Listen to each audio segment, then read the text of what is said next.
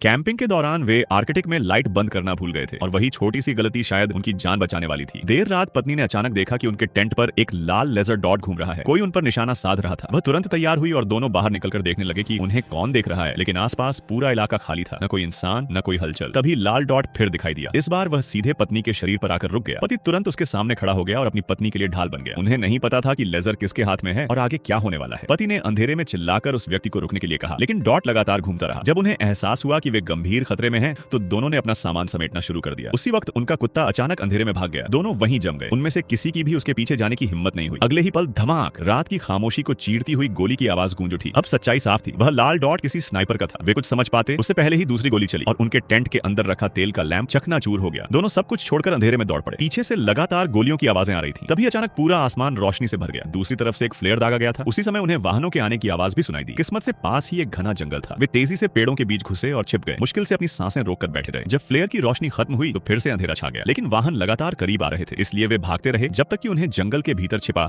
एक छोटा सा केबिन नहीं मिल गया। दोनों सुबह तक वहीं रुके रहे। पति पूरी रात ठंड से कांपता रहा। आखिरकार उसने पत्नी से कहा कि उन्हें वापस टेंट के पास जाना होगा। उनकी कार की चाबियां और फोन वहीं छूट गए थे। पत्नी हिचकिचाई। हो सकता है कि हमलावर अब भी वहीं इंतजार कर रहा हो, लेकिन बिना चाबियों और फोन के उनके पास बच निकलने का कोई रास्ता नहीं था। इसलिए वे बर्फीले तूफान के बीच दोबारा कैंप साइट की तरफ चल पड़े। जैसे ही वे वहां पहुंचे, पति ने अचानक पत्नी को रोक लिया। वह पहले यह जांचना चाहता था